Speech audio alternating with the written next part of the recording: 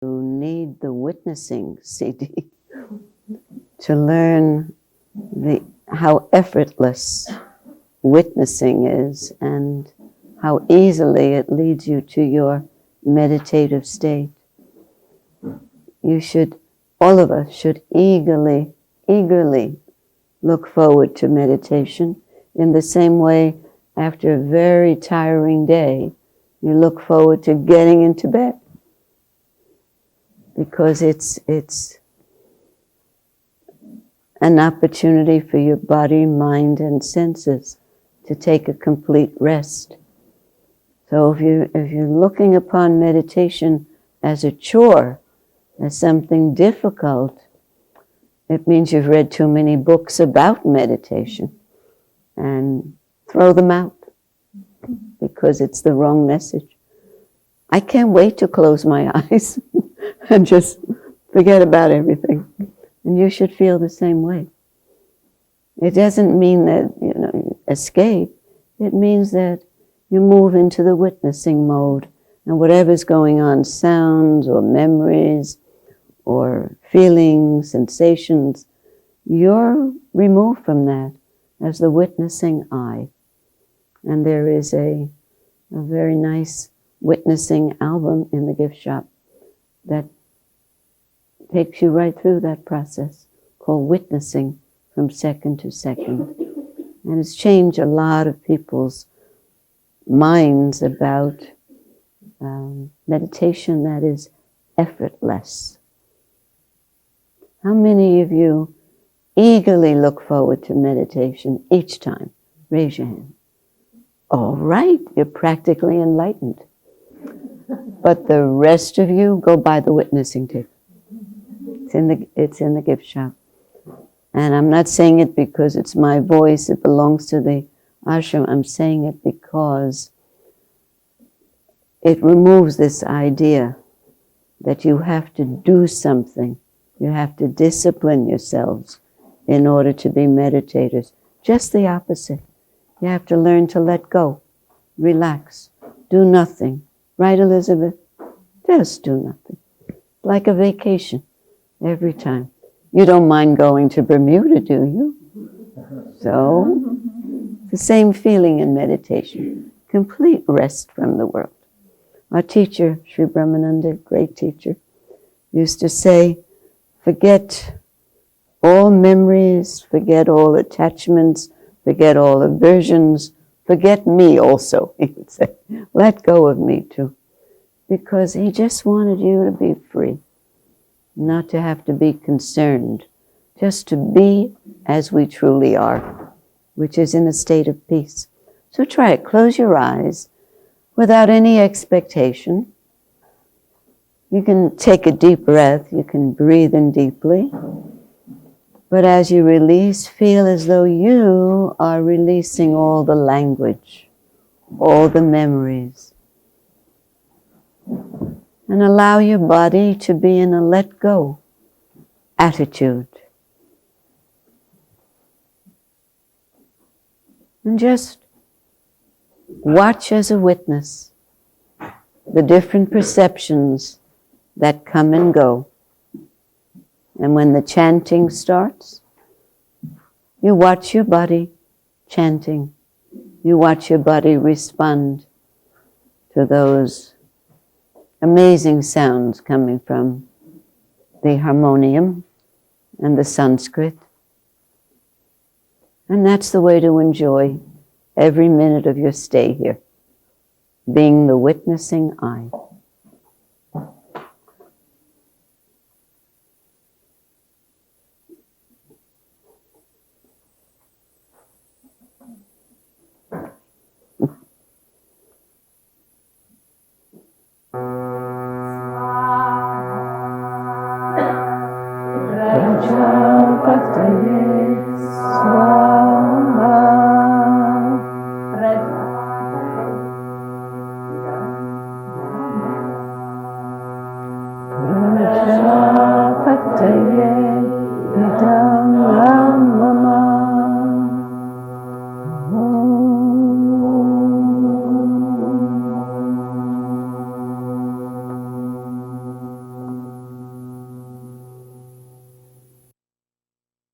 as part of our meditation this evening, these words of Sri Nisargadatta Maharaj from The Blissful Life.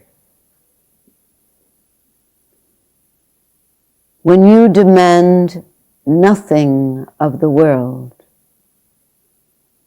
when you demand nothing of God, when you want nothing, seek nothing, expect nothing, then the supreme state will come to you, uninvited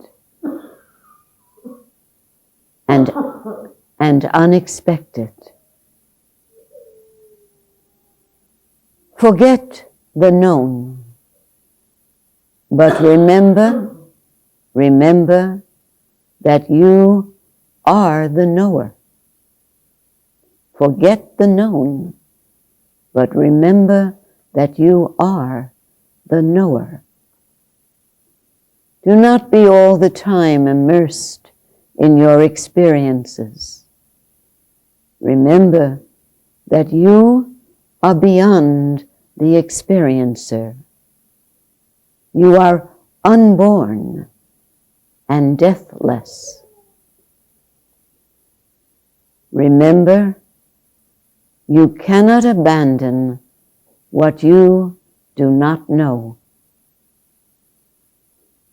To go beyond yourself, you must know yourself. Remember, you cannot abandon what you do not know. To go beyond yourself, you must know yourself.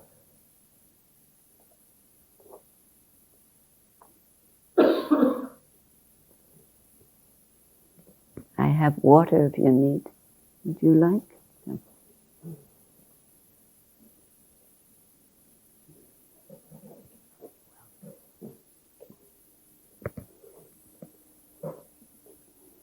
So for the time being, forget about everything.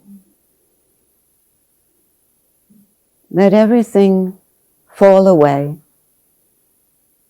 and give yourself this lovely opportunity to be truly here in this rarefied atmosphere, in this sanctuary of Ananda Ashram, your real home.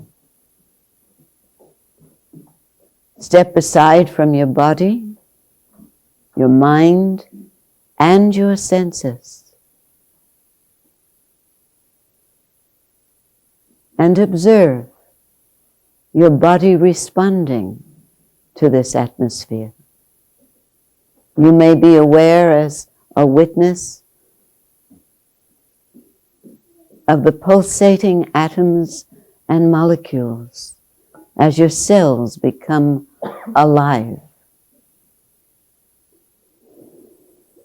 We walk around with dead cells, sleeping cells. But once they begin to dance, the body takes on a new life, a new energy, a new vitality, and a new beauty.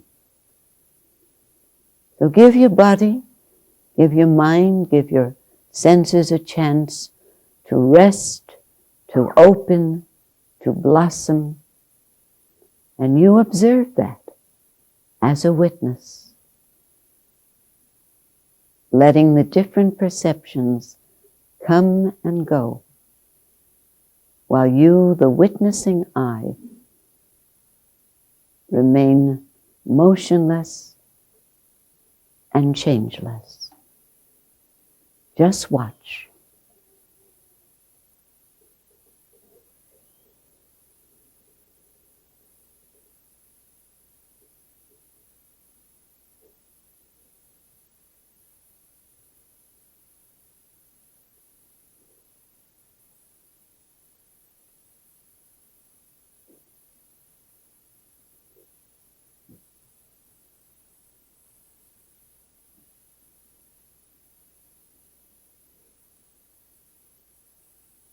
Nothing to do. Just to witness and feel, enjoying the rest. No demands, no expectations, just a let go, a sense of abandonment, not caring.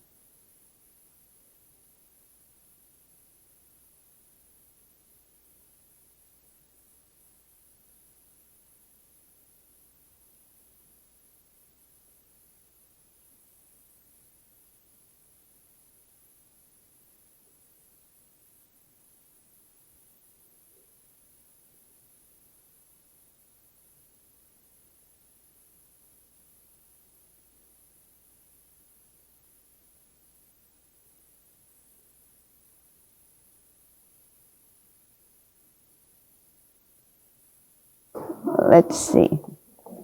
We talked, I don't know, I don't usually speak that much before meditating about meditation, but our great guru, he placed a lot of emphasis on meditation, saying we can live without many things. We can live even without sleep. Sometimes our sleep is restless and full of dreams, and we don't get any release from that. That's an unnatural sleep. We don't need sex, he said. It's nice if you have it, but we don't need it. Meditation you need. Because meditation affords you that total release of the body, mind, and senses. And when you get that release, you feel total, you feel complete, you feel perfect. And that's what we are as meditators. So, were there any questions about anything I said? I heard myself saying, I didn't intend to say it, that if you're not looking forward to the time you meditate, if you're not eagerly moving into that state in the same way you move into your nice cozy bed after a hard day of work and stress, if you're not really enthusiastic about your meditation practice, it's the fault of those books you've been reading. That's when you get rid of them, or store them for a time when, after you have your direct contact with your true self through meditation, then you check back. This is Guruji's statement. Then you read the books as validation of your experience, so you know it was authentic. But do not read books how to meditate, because that will get into your mind and prevent your natural state of meditation.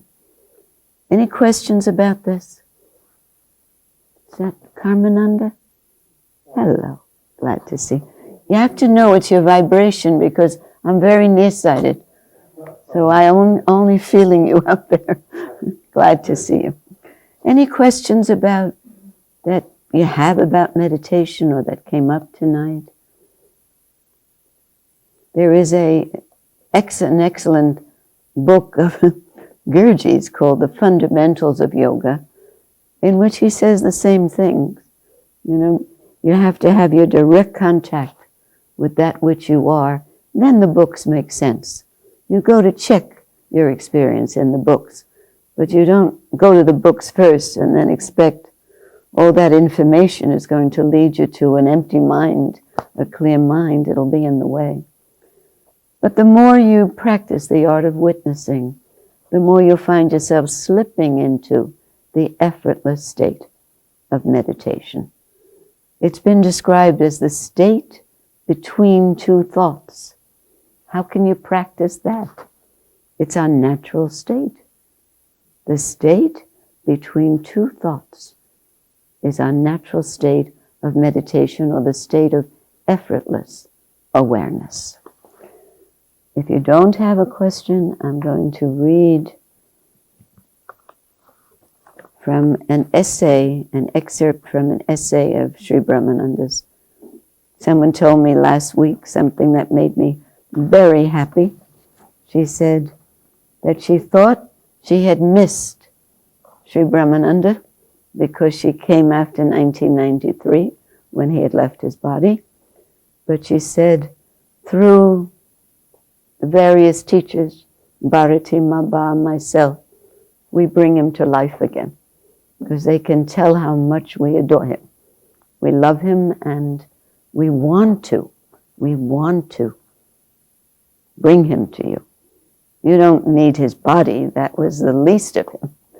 That was confusing to see that pure energy in the body as it got older and older.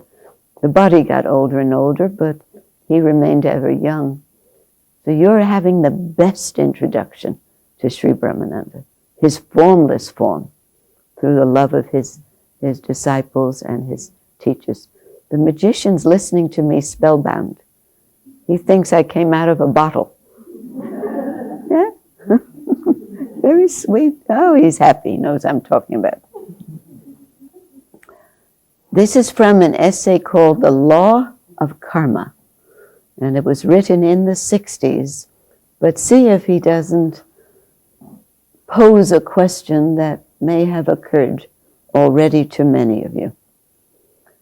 How should an ordinary individual attain perfection? How to go about that? This is the subtle, puzzling question for the beginner.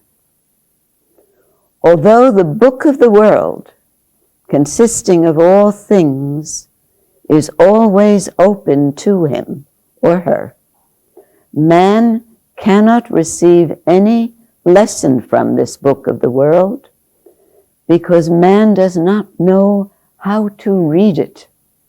That's the only book that Gurji approved of wholeheartedly, the book of life, which is always open to us, but we don't know how to read it. It's as though it were written in a foreign language. The book of the world, or the book of life, consisting of all things, is always open to man. But man cannot read any lesson from it because he does not know how to read it. It is vitally important that each student, the students being those after truth, each student form a daily habit of reading this book of the world or of life. First of all, one should examine the nature of his or her own mind, as well as examining the nature of the world. Now pay attention as I read, because at some point there's going to be a statement about which I'll ask you the meaning. Because he always, how many of you know the composer Papa Haydn? Papa Haydn? Haydn had a famous piece called the Surprise Symphony. Is Jyotina here? Do you remember?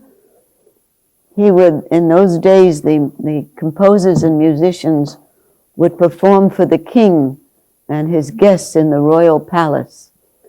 And the composers felt kind of humiliated because they would bring their most ecstatic music, their fine music, and they were playing in the palace because that was the only place they could earn some money that they needed for their families. And I think Haydn had about 11 children, something like that. So it was humiliating because the people would fall asleep in the courtyard. You know, they were just overweight, well-fed, you know. I won't go into it, but you know the audience. And so Papa Haydn, being a little mischievous, put into his Surprise Symphony, after some lovely, beautiful music, he put into the symphony, in the middle of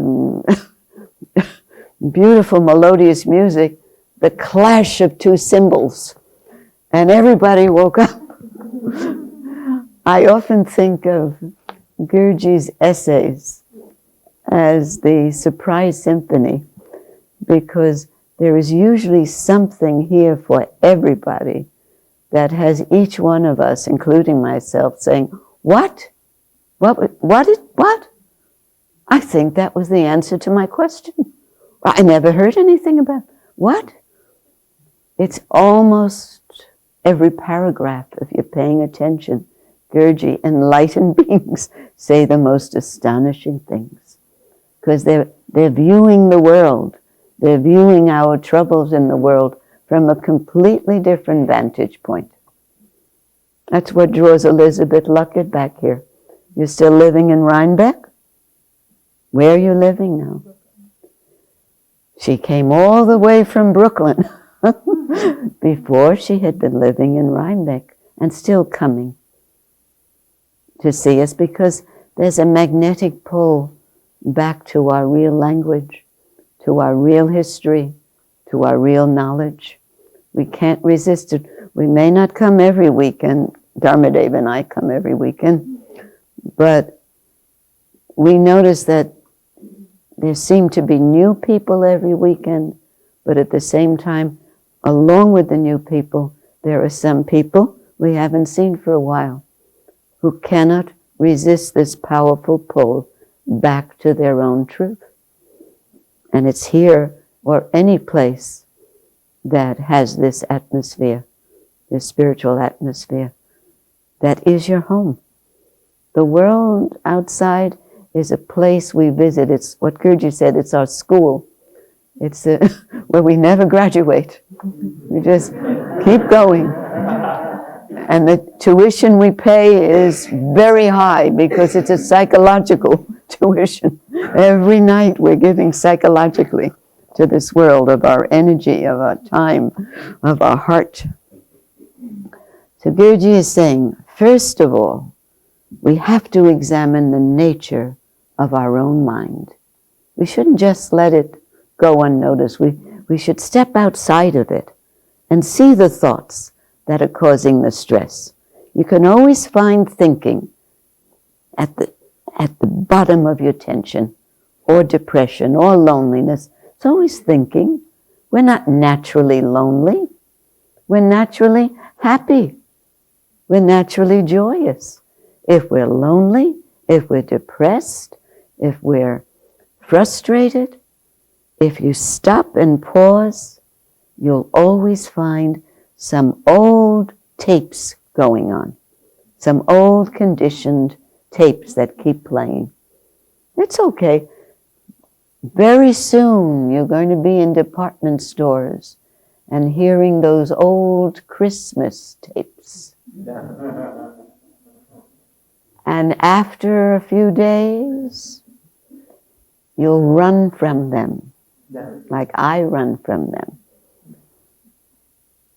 But if you don't hear them, because you're busy with this sense of I am, then they're just in the background and you don't notice them. If you were with someone with whom you just fell in love, you wouldn't know what they were playing in that store. Well, we have to rekindle our real love, which is our love of self, our love of truth, our love of peace. Then everything is magical. Everything is fantastic.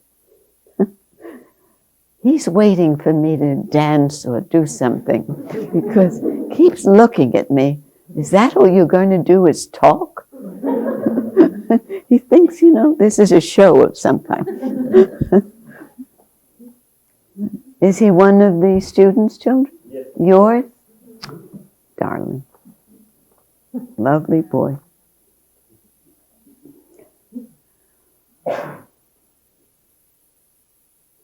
Every moment, the mind and the world is changing. They're changing constantly from one state to another. The mind and the world both are changing constantly from one state to another. every moment, this temporal procession of change is going on. From the nucleus of the atom to the sun, all is changing. The states of our mind, both the state of wisdom and the state of ego, as well as the soul, are not exceptions to this law. It may be truly said, even this shall pass away. Pregnancy changes with the birth of the child. Childhood changes into puberty, and adolescence, youth, changes into adulthood. And finally, the change into old age and death. And death, again followed by pregnancy. So now the question naturally arises. What is responsible for this constant and inevitable change? And what is the basis of this remarkable mutability? Who will tell the meaning of the word mutability? Andrea. Change. Yeah. What's the basis of this remarkable phenomena? That everything changes. What's behind it? The answer is, anybody know? Did I tell the name of this paper?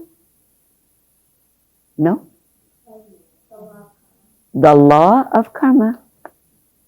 So what is the basis for this change? The law of karma. Karma. It's a law that has to be obeyed. The law of karma, and karma means action. The law of karma is the law of the universe. It is the constitution of the universe. Even God cannot destroy or disobey his laws. God, meaning his own laws, he cannot disobey them. In fact, if he disobeys them, real problems would occur. It's like a policeman in uniform going through a stoplight and being stopped by another policeman. And he says, I'm a cop. He says, I know, you get a double fine. So even God has to obey his own laws. He cannot disobey them. God and the laws of God are the same. He and the laws of karma abide everywhere and govern all things. He who knows the laws of karma truly knows God. That's the one I'm going to ask you about. What does that mean? I read these 2 or 3 or 4 times before I even retype them, so that's clear for me. That's the one that stopped me, because I know what Gurdjieff has said other times about knowing God. But this is the first time in this essay that I heard that statement, where he says, he who knows, he or she, who knows the laws of karma, truly knows God.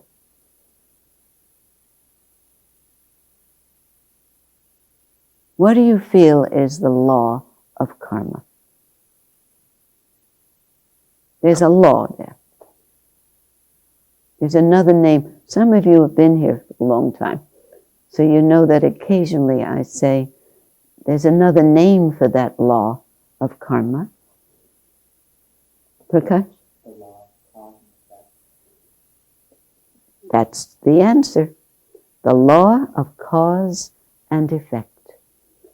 that behind every effect, every result, is a cause. Otherwise, the reaction would not have occurred. There has to be the result from some action before. So whatever is going on perfectly. But we don't, it's like if we break the law, if we do something unnatural, that's against our nature, then we have to pay the penalty. If we break a law that's been set by the government or by the city or by the state, then we have to pay the penalty. But we don't have to cry about it. We don't have to suffer. That's up to us. There's a law of cause and effect. You do something against your nature, then there will come a reaction. Then somebody will do something to you. It goes like that. And if you do something of a serviceable nature, then that bounces back too. But you reach a point where you're so busy watching all these movements going on, watching this book of the world, that you don't take credit, you don't take blame. It's not your fault if the movie is presenting some bad images on the screen. You paid to watch it, but you can close your eyes if you don't like what's going on.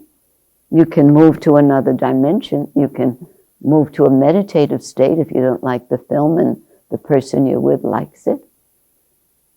You do not have to be affected beyond the time you were exposed to that image. The same thing goes on in the world. You have an unpleasant situation. There are two things bothering you, otherwise you'd be a perfectly happy person.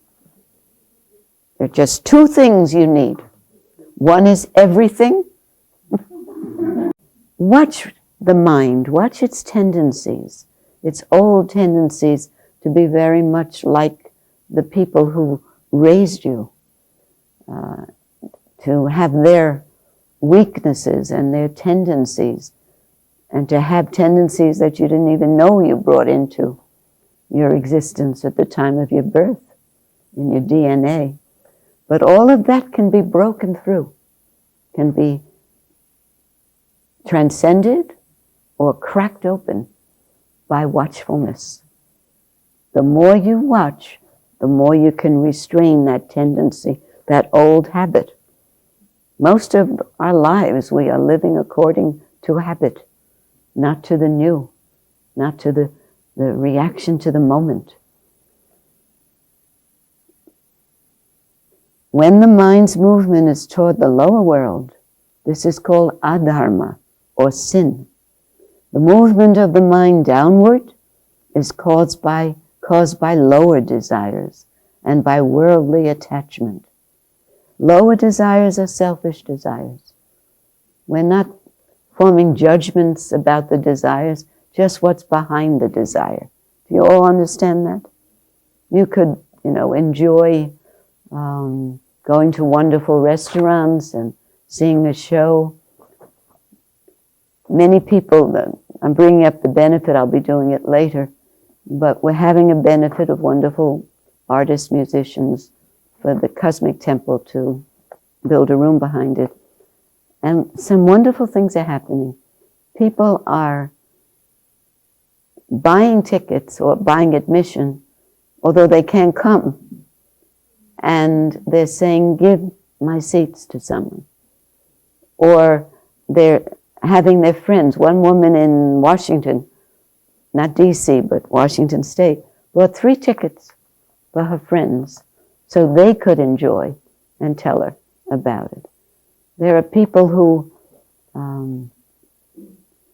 are donating quite a bit of money, and they've never been to the ashram, but they've heard about it. And they said any project which will help people to be peaceful and to meditate is a good investment. We had somebody who lost all his money to Bernie Madoff. All his money. Very wealthy man.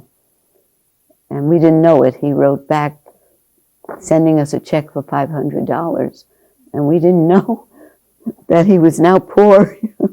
So when he told us in this email, that in the letter, that he wished he could have added a few more zeros, but Bernie Madoff took them away, I wrote back, would you like us to return your check? He wrote back, no, it's the only good investment I made all year.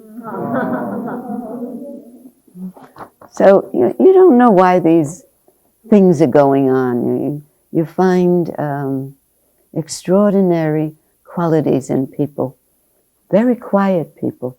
You find the virtues of a saint often. Following emancipation, there is nothing left to conquer or create. The emancipated, the free, is now completely free, and no action or desire can bind, since there is no selfish motivation underlying these actions or desires. That's another sentence which is startling if you've never looked at it that way. Those who have already been freed, emancipated, enlightened, are completely free. And nothing they do, nothing they desire can bind them, since there's no selfish motive underlying these actions or desires. What does it mean, nothing can bind them? No actions can bind. We do something mean or selfish, and instantly, sometimes for meditators, I've noticed, it hasn't happened lately, but one time I had a really nasty thought about someone, a really nasty thought, and within 5 seconds I bumped into my kitchen cabinet. The door, to the cabinet had been open, and I got a real shock. And when I got that shock, I remembered Gurdjieff saying, punishment for meditators' karma is very swift. Don't have to wait. For ordinary people, it takes lifetimes. You bang your head. But all you need is a thought that has really a negative motivation behind it. You will get some kind of shock. Something. Nature will retaliate. But for the emancipated, nothing can bind. Bind means there's no effect for that action. You're scot-free because that action, why,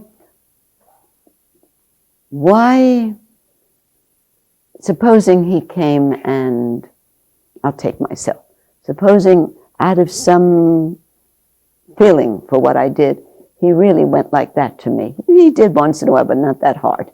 He went like that. There are masters, Zen masters, who hit you with a stick for inattentiveness. But there'd be no binding effect because he hit one of his disciples. But why would that action come? And he might even say right after that, sorry, I didn't mean that. I didn't mean to hit you so hard. Why would it come? He wasn't acting selfishly, he was acting to uplift them, to support their... Well, that's the other side, Elizabeth. In other words, he wouldn't get that back. Right. He wouldn't be punished for that. But the question is, why would he do that? And it was spontaneous, and then he saw, and he might say, I'm sorry, I didn't mean to hit you that way. But why did it come? Remember what we said about the laws of God? Even God can't stop them. Even God has to obey because that was the result of something I had done. There's a family karma, a group karma, a karma between Guru and his disciples. There's ashram karmas, everything. goes into that. Maybe a couple people who saw that wouldn't like him doing that. An equal rights person. Equal rights for women, don't do that to a woman. You can do it to a man, but don't do it to a woman. That person had to be startled and leave. Everything acts and interacts with everybody else. We're not alone. You all see that? It's threads connecting us all. If he knows that, and I know that, then neither one of us will be bound by that action. Raise your hand if you know what I just said. Understand what I just said. I'm so glad because I couldn't repeat it. I really mean it. It was tied together with this whole essay. And I don't think I've ever explained it that way, which means there's another current going on. Following emancipation, there's nothing left to conquer or create. There's no challenge, nothing we have to do. But that means we can be completely creative and enjoy everything, but there's nothing we have to create. There's nothing frustrated in us. We have blossomed totally, completely. The emancipated is now free, and no action or desire can bind. Even a thought cannot disturb us, cannot bind us, since there's no selfish motivation underlying these actions or desires. When individuals, last paragraph, when individuals attain divine wisdom, they live in the land of the Supreme Self. This is not an abstractive consciousness. It's not a negative idealism. It is that consciousness, that knowledge, existence, and bliss by which one becomes one without a second. When individuals attain divine wisdom, they live, they don't visit there occasionally through meditation. They live in the land of the Supreme Self. This is not something that's an abstractive consciousness or like a negative idealism, negating everything else that is not the Supreme Self. No. Sri Brahmananda Gurji is talking about that consciousness, knowledge, existence, and bliss by which one becomes one without a second. What is meant by that? There are people who know, but I'd like you to think about it. This that Gurji is speaking of, the state of being that is one without a second. What is meant by that? A state that's one without a second. He used that term a lot. You entered into that state of one without a second. What is it? It doesn't mean, I was about to say, I should have said it before you said. It doesn't mean that we're without a second or a moment or an hour. In a sense, it means, a second means a boxer is fighting, but if he gets hurt, he has a second, someone to substitute. No, that's what I'm saying. Yeah, but your answer applies anyway. Timelessness applies to that, but I knew where you were coming from. It is that consciousness, and that state of pure consciousness, pure knowledge, pure existence, and pure bliss. In that state, you are one without a second. So, Yotana, you said non-dualism. One with God, or non-dualism, Advaita, oneness. And in that state, and that's the beauty, it's not isolation. You're not only self-luminous, but you are that self. But you attract everything to you because everybody wants that.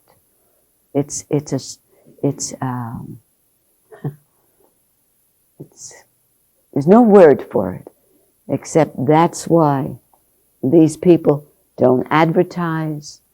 Nobody knows that they're here, and yet you find yourself, as I said right in the beginning, magnetically drawn to come back again and again and again. Once a month in the city, Ananda Ashram has satsang in Manhattan in the city, and we have a core group of 40 people, and then new ones come as their friends.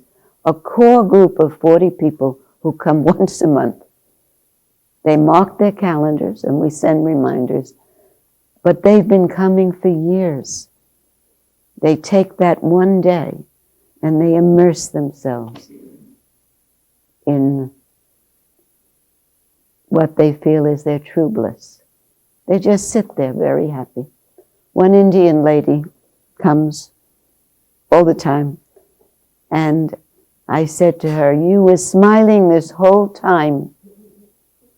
Does that mean you really love the topic?" She says, No, I didn't understand one word. She said, "But I'm happy here. I like the vibration." I said, "Well, I guess I'm happy too, if that makes you happy." It's hard out there in the world, isn't it? It's noisy, it's smelly, it's mean, but it's also beautiful. And when we don't, our problem is so simple. When we realize there's no reason to be desperate for happiness, it's always available. Then we see the world as beautiful. We don't see the world as painful, as disappointing, as a shock to us, because it's a gift. It's beautiful. By the way, don't only come here in the fall weather. The ashram in the winter is absolutely exquisitely beautiful. When the ice is on the branches and the twigs, it looks like an ice palace here. But wear boots with tread on the bottom because the roads are also glistening with ice. But the lake covered over with snow and ice. Every season, this is an ashram for all seasons. It's beautiful. You've come every season, Subramanian, so you know. So now you know the language, one without a second. All you need now is that feeling that you are in that state of non-dualism where you need nothing because you are everything. You have any questions about that? So can one say then that you say one without a second, you're beyond karma and beyond cause and effect, the law of cause and effect, the law of karma? There are great souls and emancipated people who live in that state, one without a second. So obviously they're perfectly pure, stainless entities because they're beyond, as you said, the worldly body, mind, name, form state. Sri Bhagavandas, Gurji's teacher, lived there. But what Gurji told us, which was so extraordinary, you may have heard me say it, Jeevani, you've been with me a long time, is that we also can have that state, but we don't live there. And it's usually unexpected. It's not a question of, this is what Gurji said, and I've never forgotten it. It's not a question of quality. It's not that when I'm in that state, I'm more one without a second than you, or less one without a second than Gurji. No, it's one without a second. It's a matter of quantity. You can't look at me and say, oh, I bet her one without a second is really something. Because she looks like she knows what she's doing. I don't know what I'm doing. But if I look that way, it's because he finally convinced me it's a matter of quantity. How often we're in that state. And if I am more established in the witnessing state these days than I had been before, it will look more often that I'm in that state. You can see it. When we're in that state, everything becomes sweet about us. The fragrance of our body becomes sweet. The sound of our voice becomes sweet. Our skin becomes sweet. Sweet, a baby puts his little tongue and your skin tastes sweet to him because of what's coming, exuding from within. Everything is sweet and they can't resist you. But even Gurji, when he was in that, the state of time and space, trying to relate to us, teach us, he had to come down. He would erupt sometimes with a huge electrical storm. But within seconds, he'd be back to that sweetness again. Because it was second to second to second to second. He didn't stay caught in the network of memory. If he had to remember, his memory was phenomenal. But he didn't want to remember all that garbage, he said. So he took it in because it came, but got rid of it. He didn't need to know that. Yes? Meaning he would have a sudden outburst of anger if you were doing something unkind to somebody or you being rude to a guest. He'd say, Steve, you take pillow. You do not need to sit. You are a young man. You give your pillow to someone else. Boom! You never sat on a pillow again. Because you knew you had done something wrong. He just wanted us very aware that this ashram exists for the guests, not for the disciples. We're here to serve. So the thing would come, but the storm didn't bother us. What we were thrilled by was how quickly he was back in his real form. Seconds, because he was beyond time and space. It was just like Pavlov's dogs reacting to a bell. He'd see something unjust, he'd see something unkind, he'd see something violent coming from his students or disciples. Boom! And you never forgot the sound of that voice.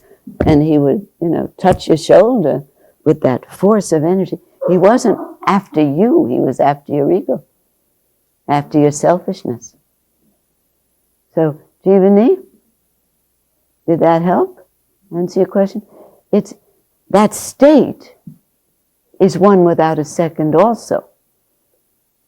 So our job is to be more and more and more in that witnessing state. Not dwelling, not projecting, but in the here now, in which we exist as we truly are. So if somebody tells you, you're changing, you're just softer, you're just more sociable, you're more affectionate, don't think that you're evolving, becoming wiser and wiser. No, it's just that you're more aware to be in that state than in the state of thinking and dwelling. You all get that? Pretty heavy going for newcomers, right? This is Yoga Vedanta. I would worry, every week there's been a large group of people, and there are old-timers here who've been coming for 20, 30 years, and there are brand new people, and there are hatha yogis here who haven't been too involved in the philosophy. I don't worry about it. I just choose the readings that I like. when I come across them. You know why? Because none of you is new. Not one of you is new. How many of you are enjoying listening to this? Raise your hand. That's proof that you're not. So take a deep breath. And now as you breathe out, release all the language, all the words. This will only be 60 seconds. So feel yourself letting go and opening up to this now. Feeling it, perceiving it, imbibing it.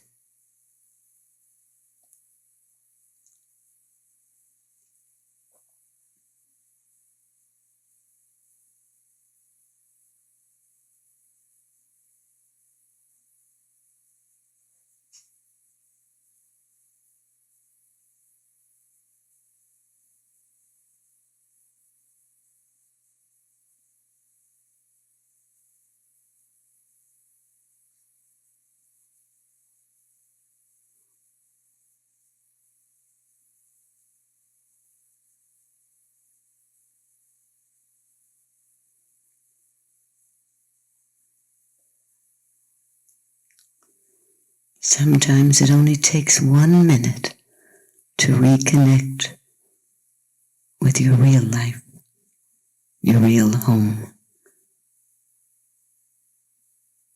I am that I am. That is our home. Krishna Devi, would you lead us in our traditional prayer?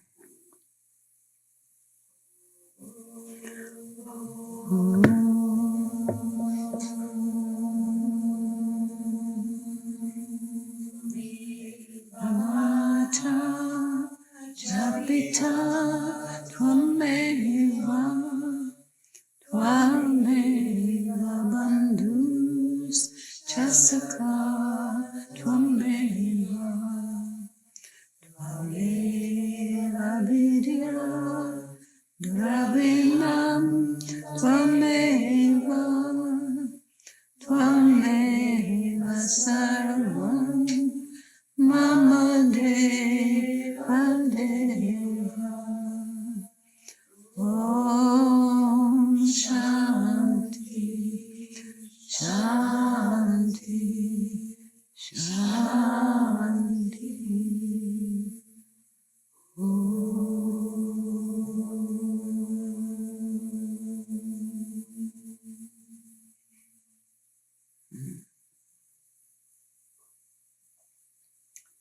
Thank you, Krishna Devi. And if some of you are feeling very high, that you may need a designated driver, take 2 cookies. Chocolate chip is a great way to come back to earth.